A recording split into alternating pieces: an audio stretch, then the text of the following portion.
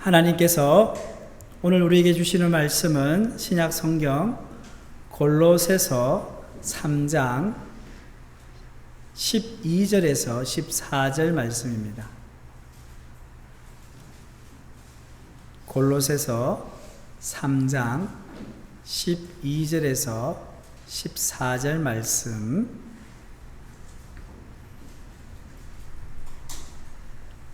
이 말씀 우리 다 같이 한 목소리로 봉독하겠습니다. 그러므로 너희는 하나님이 택하사 거룩하고 사랑받는 자처럼 긍휼과 자비와 겸손과 온유와 오래 참음을 옷 입고, 누가 누구에게 불만이 있거든 서로 용납하여 피차 용서하되 주께서 너희를 용서하신 것 같이 너희도 그리하고, 이 모든 것 위에 사랑을 더하라. 이는 온전하게 매는 띠니라. 아멘. 할렐루야. 아멘. 예, 추석 연휴를 맞이하여서 하나님의 풍성한 은혜가 우리 성도님들 개인과 가정 가운데 있기를 축복합니다. 세상에는 다양한 직업이 있습니다. 그 직업들 중에서 제복, 유니폼이라고 하죠. 제복을 입고 일하는 직업이 있습니다. 그 중에 하나가 뭐냐면 경찰관입니다. 여러분, 우리가 운전을 하다가 법규를 위반했어요. 그런데 바로 앞에 제복을 입은 경찰관이 또 있는 거예요. 어떤 마음이 드십니까? 아휴, 그렇죠. 범칙급 딱지 끊기지 않을까 노심초사하죠. 반면에 한 여성이 스토킹을 당해 쫓기고 있는 상황에서 누군가의 도움이 절실히 필요한 상황이었습니다. 바로 그때 그 앞에 제복을 입은 경찰관을 발견했다면 어떨까요? 아유, 살았구나 하면서 안도의 한숨을 쉬게 될 것입니다. 만약 경찰관이 제복을 입지 않고 있었다면 어떻게 될까요?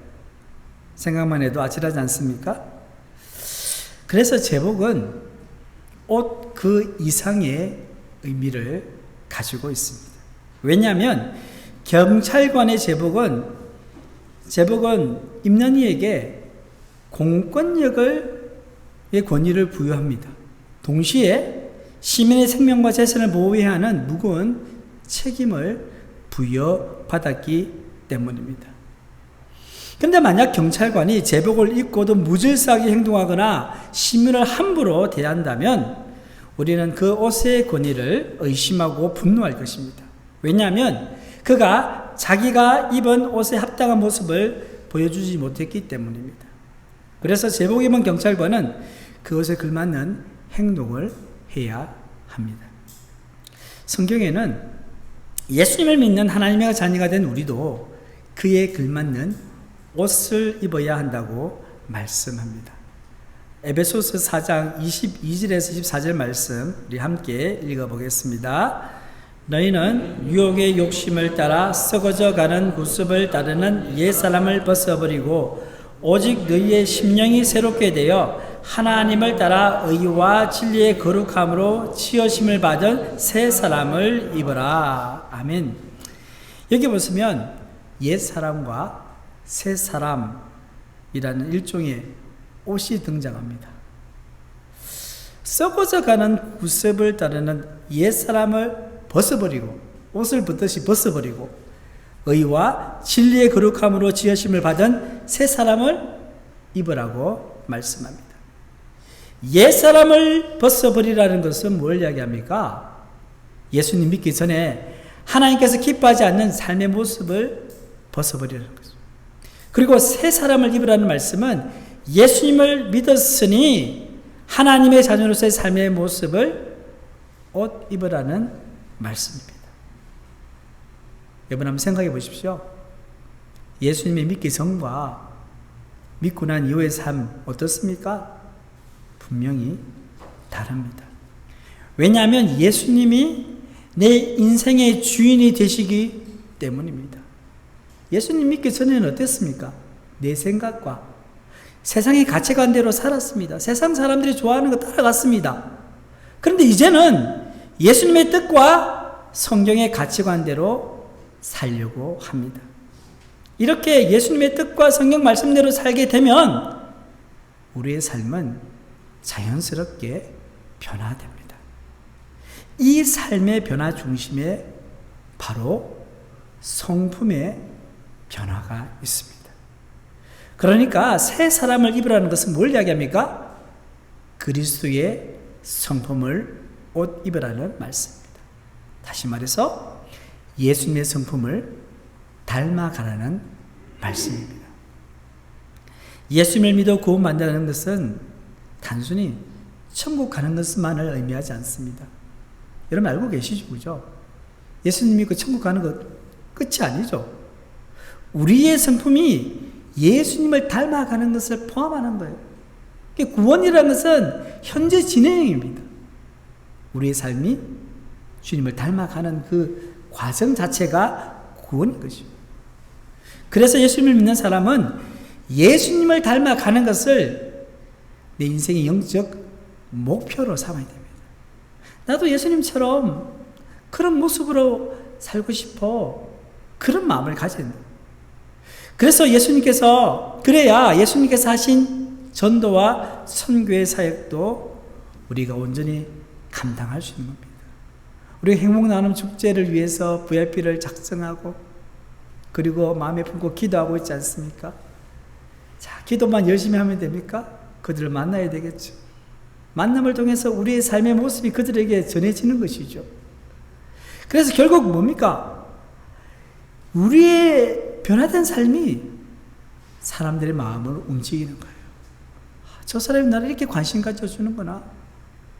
교회에 뭐가 있길래, 도대체 예수님이 어떤 분이길래 저 사람은 저렇게 삶이 바뀔까? 라고 생각하게 되는 것입니다.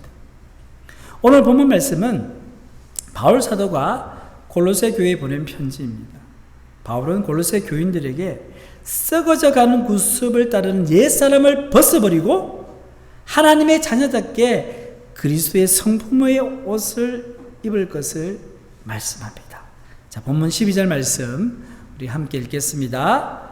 그러므로 너희는 하나님이 택하사 거룩하고 사랑받는 자처럼 긍휼과 자비와 겸손과 온유와 오래 참음을 옷 입고. 자, 바울은 골로새 교인들에게 뭐라고 이야기합니까? 너희가 누구라고요? 하나님이 택하사 거룩하고 사랑받는 자라고 말합니다. 이것은 예수님을 믿는 우리가 누구인지를 말해주는 대목입니다. 신앙생활에서 가장 중요한 요소 중에 하나가 뭡니까? 바로 자기 정체성을 아는 거예요. 내가 누구인지에 대한 확신이 있어야 돼요. 자신이 하나님 안에서 누구인지 분명히 알아야 합니다. 성도 여러분, 여러분들은 스스로를 누구라고 생각하며 살아가고 있습니까? 오늘 본문의 말씀처럼 우리는 하나님이 택하사 거룩하고 사랑받는 자입니다. 이것을 기억하시기를 바랍니다. 네. 하나님 우리를 택하셨고요. 우리를 거룩하게 구별하셨고 그리고 사랑하십니다. 하나님이 택하셨다는 것은 우리가 하나님 것이라는 거예요. 여러분, 하나님의 것을 누가 건들겠어요? 세상에도 여러분 돈 많고 권력 있는 사람들 옆에 붙어 있으면 함부로 대하지 않죠. 이 사람이 무서워서 그런 게 아니라 그 뒤에 있는 그 사람이 무섭기 때문에 건들지 않습니다. 하나님이 나의 영적 아버지인데 누가 건들겠습니까? 여러분, 내가 하나님의 자녀임을 기억하시고 자부심을 가지시길 바랍니다. 나는 하나님의 자녀이다. 하나님이 내 아버지시다. 그래서 하나님은 우리를 거룩하시고 우리를 사랑받는 자로 여기십니다. 거룩하다는 것은 우리가 하나님의 말씀대로 따라가 사는 사람들이요, 사랑받는 것은 뭘 이야기합니까? 어떤 상황 가운데서도 하나님은 우리를 사랑하신다는 말씀입니다. 그렇기 때문에 바울 사도는 오늘 본문 12절에서 골로새 교인들에게 뭐라고 이야기합니까? 긍휼과 자비와 겸손과 온유와 오래 참음을 옷 입어라 권면하는 것입니다. 여기에 여러분 5가지 덕목이 나오죠. 긍휼, 자비, 겸손, 온유, 오래 참음입니다. 가만히 생각해 보면요, 이 모든 것은 예수님이 이 세상에 사실 때 보여주신 성품입니다. 이처럼 예수 그리스도의 성품을 옷 입으라는 것은 뭘 이야기합니까? 아까도 말씀드린 것처럼 예수 그리스도의 성품을 닮아가라는 것입니다. 예수 그리스도의 성품을 닮아가려면 우리가 어떻게 해야 됩니까? 우리는 그것이 무엇인지를 알아야 됩니다. 그래서 본문 12절에 나오는 이 5가지 성품을 한번 구체적으로 살펴보겠습니다. 첫 번째는요, 긍휼입니다. 여러분, 긍휼이 헬라어로 스플랑크나인데 이 뜻이 이 창자를 이야기해요. 여러분, 한국말로 창자가 뭡니까? 애죠. 그죠? 애 끓는다. 창자가 보다. 그러니까 긍휼은요, 사람의 가장 내면한 부분에서 우러나오는 타인에 대한 동감, 공감을 의미합니다. 이는 다른 사람의 필요와 슬픔이 마치 자신의 아픔처럼 여기는 긍휼의 마음입니다. 예수님께서 바로 공생의 기간 동안 무리들을 바라보시면서 이런 마음을 가지셨습니다. 마태복음 9장 36절의 말씀을 읽겠습니다. 무리를 보시고 불쌍히 여기시니 이는 그들이 목자 없는 양과 같이 고생하며 기진함이라 하면, 여기 긍휼과 불쌍히 여기다, 이 말은 같은 단어에서 나온 겁니다. 특별히 예수님을 믿지 않고 죽어가는 영혼들을 향해서 이런 긍휼의 마음을 가질 때 우리는 그들을 위해서 기도하지 않을 수 없고요, 전도하지 않을 수 없는 거예요. 그래서 우리가 행복나눔 축제를 하기 위해서 뭘 위해 기도해야 됩니까? 주님, 제 마음 가운데 이 긍휼의 마음을 허락하여 주시옵소서. 그래야 기도하고요, 그래야 내가 나가 복음 전할 수 있는 것입니다. 둘째는요, 자비입니다. 자비는 하나님께서 우리에게 행하신 것처럼 다른 사람에게 자애롭고 친절하게 행하는 것을 말합니다. 자비는 쉽게 말해서 다른 사람들의 필요에 관대하게 응답하는 친절입니다. 자비가 뭐라고요? 친절이에요, 친절. 그래서 이 상대방에게 친절을 베푼다는 것이 참 좋은 성품인 겁니다. 제가 새가족반에서 성교적 민감성이라는 말을 들었죠. 성교적 민감성. 이 뭡니까? 다른 말로 하면 전도 잘하는 사람. 성교적으로 민감성 있는 사람은요, 전도 잘하는 사람이에요. 전도 잘하는 사람은 상대방의 필요를 알고 그에 따라 친절을 베풉니다. 여러분, 큰 게 아니에요. 저 사람이 뭐가 필요할까? 작은 것을 알아주고요, 그것을 살짝 도와주는 거. 그게 친절 아니겠습니까? 그래서 친절을 잘 베풀죠. 그래서 여러분들 중에서 살아가는데요, 당신은 참 친절합니다. 어떻게 그렇게 친절하세요? 그런 말을 많이 듣고 있다면 여러분들은 이미 예수님의 성품을 닮아가고 있는 거예요. 친절한 것, 예수님의 성품입니다. 세 번째는 겸손입니다. 겸손은 자기 자신을 향한 올바른 평가를 의미합니다. 이런 정의는 좀 새롭게 들리시죠, 그죠? 겸손이 뭐라고요? 자기 자신을 향한 올바른 평가를. 참, 겸손은요, 자기 자신을 어떻게 보는 애예요. 이것은 자기 자신이 그리스도 안에서 누구인지를 분명히 알 때 가능한 거예요. 우리가 죄인이었다가 구원받아 하나님의 자녀가 되었습니다. 이걸 분명히 알아야 돼요. 내가 죄인이었어요. 근데 예수님을 말미암아 하나님의 자녀가 되었어요. 이런 자기 정체성이 분명할 때 겸손은요, 교만으로 우쭐대지 않고 자기를 비하지도 않는 자기 존중의 태도입니다. 또는 겸손은 무조건 자기를 깎아내리는 태도가 아닙니다. 여러분, 너무 이렇게 겸손한 모습을 취하려고 막 하죠. 자기를 그냥 너무 깎아내리는 경우도 있죠, 그죠? 그거는 여러분 겸손이 아니라 꾸며낸 겸손이에요. 가짜 겸손이에요. 이것은 자신에 대한 올바른 태도가 아닙니다. 예수님은 겸손의 모델입니다. 예수님은 이 세상의 종으로 섬기러 오셨어요. 그렇지만 자기 비하를 하셨습니까? 그렇지 않으셨습니다. 무조건 자기를 깎아내리는 태도를 가지셨습니까? 그렇지 않습니다. 예수님은 자신의 위치를 하시고 자신을 존중하시는 당당한 태도를 보이셨습니다. 종으로 섬길 것은 섬기시고요. 바리새인들을 향해서는 당당하게 그들에게 말씀을 선포하셨습니다. 우리도 바로 이런 겸손의 모습이 필요합니다. 네 번째는 온유입니다.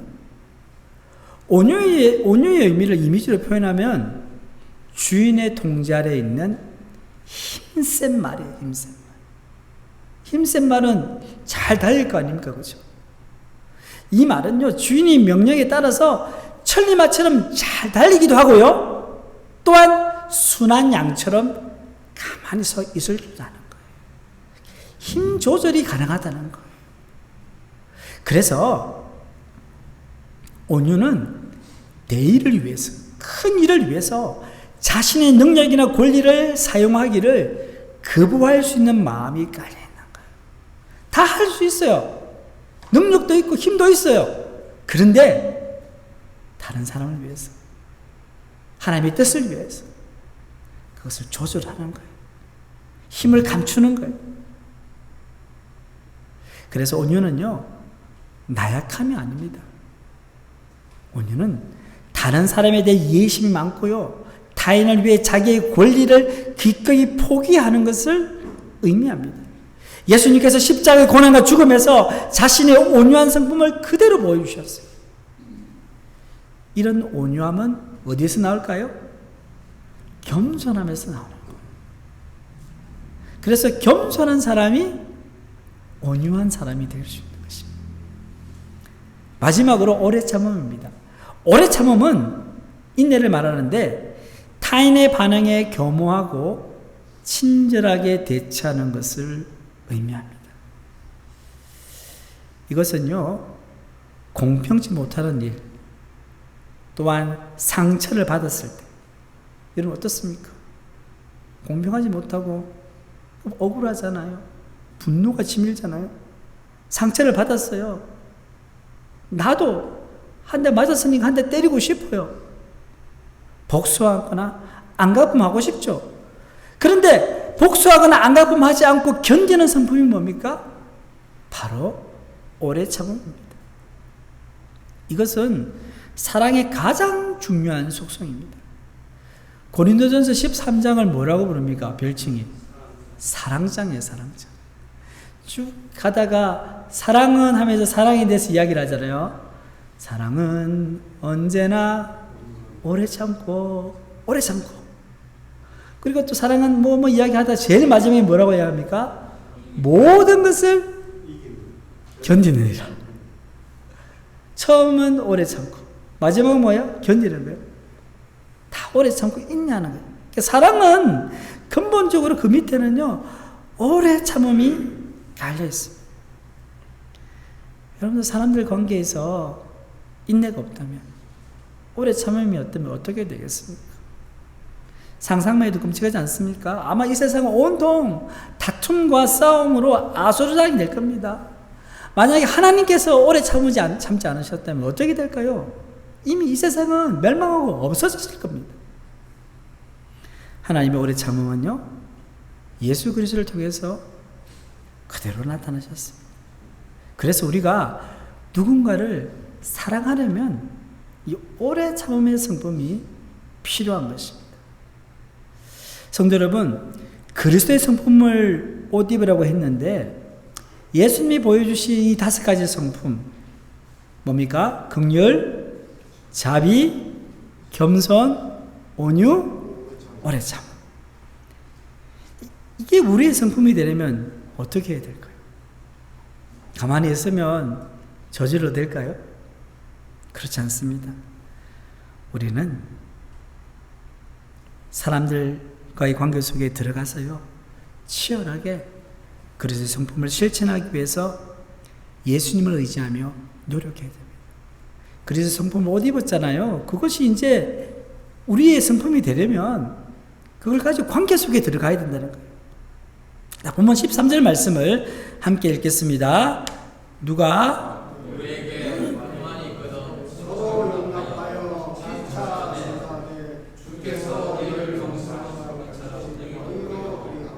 아멘. 여기서 보면 누가 누구에게 불만이 있거든 말씀합니다. 이 말씀 뭘 이야기합니까? 누구든지 다른 사람과의 관계에서 뭐가 있을 수 있다고요? 불만이 있을 수 있다는 거예요. 여러분 가만히 한번 생각해 보십시오.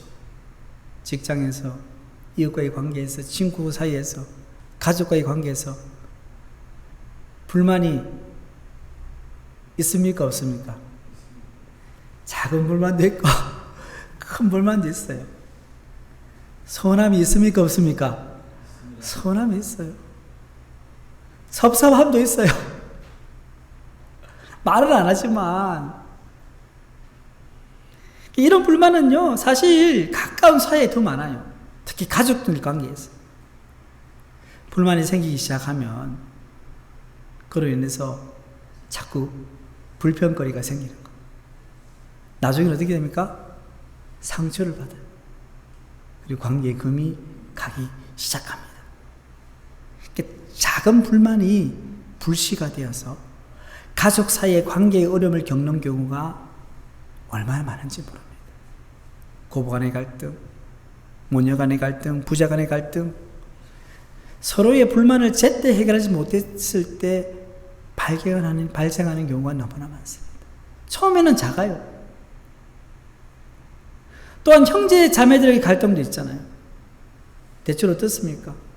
병들고 늙은 부모님을 모시는 일에 서로 서운한 마음이 있는 거예요. 불만이 있는 거예요.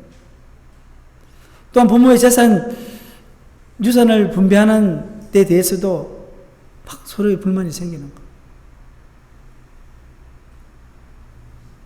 그 불만이라 하면요, 어떻게 보면 사소한 오해로 감정이 상해서 생기는 경우가 많습니다. 그런데 그것을 오랜 세월 방치하다 보면 어떻게 됩니까? 계속 관계는 멀어지고요, 감정의 골은 깊어지는 거예요. 이와 같이 가정의 불화와 갈등을 미연에 방지하거나 해결하기 위해서는요, 처음 불만이 생겼을 때 잘 대처해야 돼요. 본문 13절에서는 그 대처 방법을 다음과 같이 말씀합니다. 본문 13절 하반절에 보시면 서로 용납하여 피차 용서하되 주께서 너희를 용서하신 같이 너희도 그리하라 말씀합니다. 불만이 생겼을 때 해결할 방법은 뭐라고요? 서로 용납하고 서로 용서하는 것입니다. 용납한다는 것은요, 있는 그대로를 받아준다는 거예요. 오래 참음이 필요하죠. 받아주기 힘든데 받아주려고 하니까 얼마나 힘들어요. 참아야 되는 거예요. 또 용서한다는 것은요, 관계 안에 발생하는 문제들이에요. 화나게 하는 일들, 불만거리에 대해서 긍휼의 마음을 가지고 그냥 용서해 주는 거예요. 여기서 용납하고 용서한다는 말이요, 상대방의 잘못을 가만히 내버려 두고 인정하라는 말이 아니에요. 상대방의 잘못이나 실수에 대해서 말해야죠. 나 이런 부분에 있어서 나 기분이 안 좋았다. 내 감정을 이야기하는 거예요. 섭섭했다, 서운했다, 이야기하는 거예요. 그런데 여러분, 그렇게 이야기했는데 상대방이 그래서 내가 미안해, 나도 미안해, 이렇게 나오면 좋은데 어떤 경우가 있어요? 자신의 잘못을 인정하지 않는 경우가 있어요. 남 탓하는 경우가 있어요. 그러면 어떻습니까? 힘들죠. 여러분, 여기가 힘든 거예요. 이런 게 힘든 거예요. 내가 이렇게 내가 사과를 하고 내가 먼저 사과를 하면 그쪽에서도 나도 미안해서 하면 너무 좋은데, 아니 사과를 했는데 세상에, 그래 이 말이 맞다, 네가 잘못했지, 나는 잘못이 하나도 없어. 이런 식으로 이야기를 하면 힘들어지는 거예요. 여러분, 이런 경우에 어떻게 용서할 수 있을까요? 어떻게 용납할 수 있을까요? 사실 인간의 힘으로는 불가능합니다. 그래서 본문 13절에 바울이 뭐라고 이야기합니까? 주께서, 같이 읽겠습니다. 주께서 너희를 용서하신 것 같이 너희도 그리하고. 단서가 있는 거예요. 용납하고 용서를 하되 주님께서 하신 것처럼 하라는 거예요.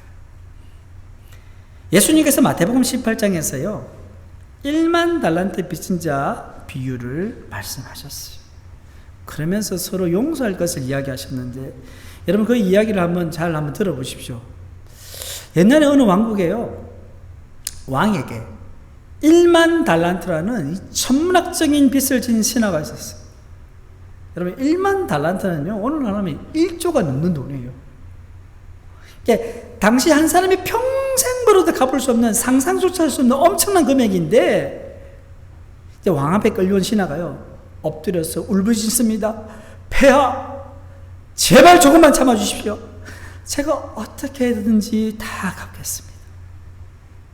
그러나 왕은 그 빚이 얼마나 큰지 알고 있었기 때문에 신하의 간청을 들어줄 수 없었어요. 결국 왕은 빚을 갚기 위해 신하에게 그의 아내, 자녀들까지 모두 팔아서 빚을 갚게 하라고 엄명을 내렸습니다. 그때 신하는요 마지막 희망을 걸고 다시 왕의 발 앞에 엎드려 애원합니다. 제발 한 번만 기다려 주십시오. 왕은 그 모습을 보고 불쌍히 여기는 마음이 들었다는 거예요. 아까 불쌍히 여기는 긍휼의 마음이죠. 불쌍히 여기는 마음이 들었다는 거예요. 왕은 알죠. 도저히 갚을 수 없다는 것을 알아요. 그래서 왕이 어떤 결단을 내립니까? 놀랍게도 그 1만 달란트의 빚 전부를 탕감해 주었어요. 월부로 갚아라 이 말도 아니고 탕감해 주었어요. 신하는 감격하여 눈물을 흘리며 왕궁을 나갔습니다. 자, 궁궐 앞을 나선 신하의 마음은 자유와 기쁨으로 충만했습니다. 그런데 길을 가던 중에 자신에게 100데나리온의 빚을 진 동료 한 명을 마주친 거예요. 100데나리온은요 얼마나 될까요? 1만 달란트에 비교하면요 비교할 수 없을 정도 아주 작은 돈이에요. 평범한 노동자가 몇 달만 일하면 갚을 수 있는 정도의 금액이에요. 여러분 1조라는 큰 빚을 탕감받았는데 뭐 한 몇 개월 정도면 몇백만 원 되겠죠, 그죠? 몇백만 원 정도는 아이고 막 안 갚아도 된다 이렇게 하면 좋을 건데, 그런데 신하는요 즉시 달려가서 이 동료의 멱살을 딱 붙잡고는 거칠게 흔들며 소리칩니다. 당장 내 빚 갚아라. 100데나리온 갚지 않으면 가만두지 않겠다고. 동료는 땅에 엎드려서 빕니다. 제발 조금만 참아주게. 내가 어떻게든 갚겠네. 이 말 누가 했어요? 방금 본인이 왕에게 한 말 아닙니까? 똑같이 간장했네. 그런데 1만 달란트 빚을 탕감받은 이 신하는요 조금 더 동정심을 보이지 않았습니다. 그는 그 동료를 끌고 가서 옥에 가두거든요. 빚을 다 갚을 때까지 나오지 못하게 했습니다. 다른 동료가 이 광경을 보고는요 너무나 큰 충격을 받은 거예요. 어찌 저럴 수 있는가? 그들은 곧장 왕에게 달려가서 이 사실을 고합니다. 왕이 이 소식을 듣고 크게 노합니다. 그리고 그 신하를 다시 부릅니다. 이 악한 종아, 내가 나에게 간절히 빌기에 내가 내 1만 달란트 전부를 탕감해 주지 않았느냐? 내가 너를 불쌍히 여긴 같이 너도 마땅히 내 동료를 불쌍히 여겨야 하지 않겠느냐? 왕이 진노하면서 그 신하를 옥리에게 넘겨주고는요 그가 1만 달란트 빚을 다 갚을 때까지 고통받게 했다고 합니다. 예수님께서 이 비유의 말씀을 다 마치시고 뭐라고 말씀하셨습니까? 자, 마태복음 18장 35절의 말씀입니다. 함께 읽겠습니다. 너희가 각각 중심으로 형제를 용서하지 아니하면 내 하늘 아버지께서 너희에게 이와 같이 하시리라. 아멘. 성도 여러분, 이 비유를 통해서 예수님은 우리가 도저히 용서할 수 없는 사람을 용서해야 하는 이유가요, 그 사람의 잘못이 작아서가 아닙니다. 우리가 하나님께 받은 용서가 너무 크기 때문이라고 말씀합니다. 우리 입장에서는 수백만 원이 큰 돈이잖아요. 그런데 우리가 당감받은 돈은 얼마나고요? 1만 달란트. 1조가 넘는 큰, 도저히 우리가 갚을 수 없는 그 돈인데 당감받았다는 거.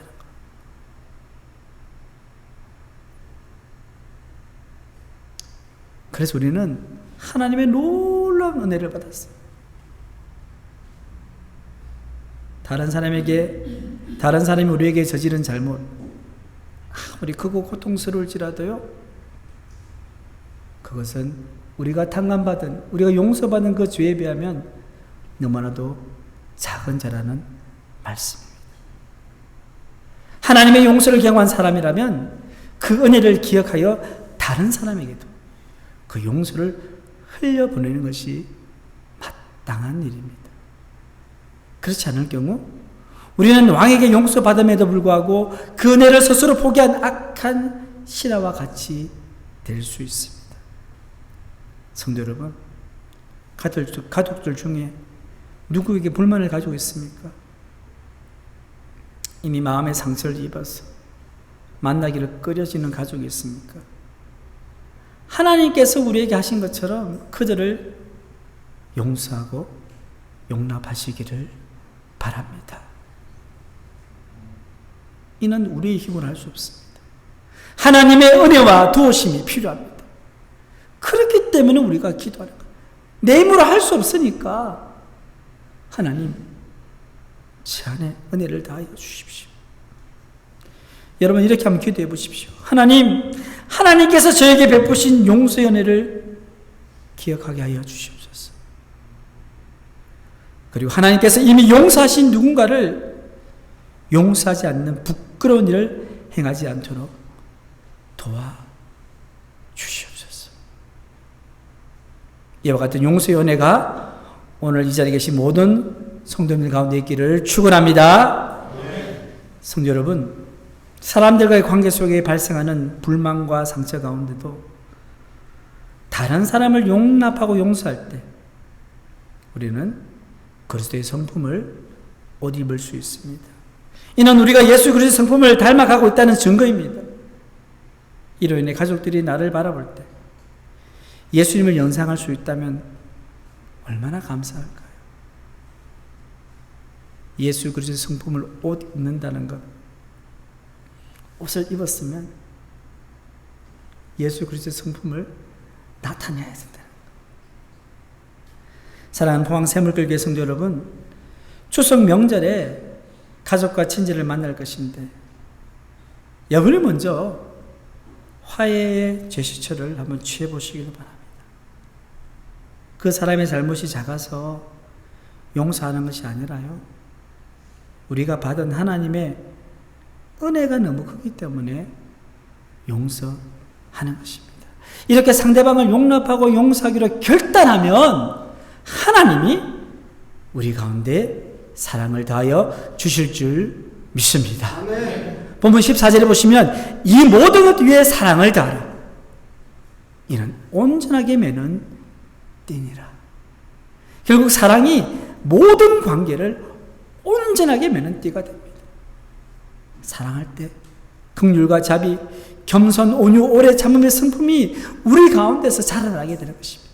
그래서 하나님의 자녀가 된 우리가 입어야 할 마지막 옷은 사랑입니다.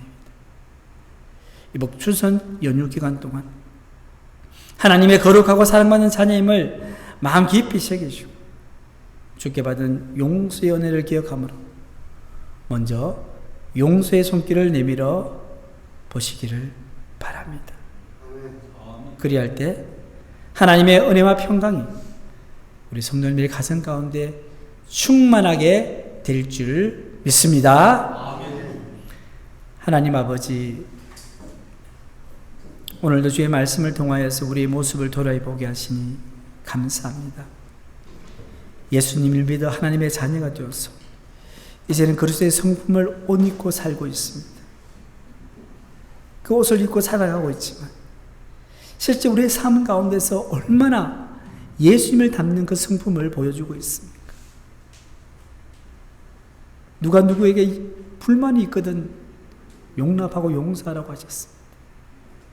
하나님, 우리 가운데 축적되어 있는 이런 불만과 안타까움과 하나님 서운함들 이제 하나씩 하나씩 풀기를 원합니다. 하나님, 먼저 화해의 제수술을 내밀면서 화목할 수 있도록 주님 은혜를 베풀어 주시옵소서. 가족들을 만났을 때 하나님 함께하여 주시옵소서. 하나님께 먼저 기도하고 순종하며 나아갈 때 하나님의 놀라운 변화의 역사 일어나게 하여 주시고 우리 가족들이 우리 친지들이 나를 바라볼 때 예수님을 닮았구나 라는 말을 들을 수 있도록 저희들이 은혜를 베풀어 주시옵소서. 이 모든 말씀 우리 주 예수님의 이름으로 기도드립니다. 아멘.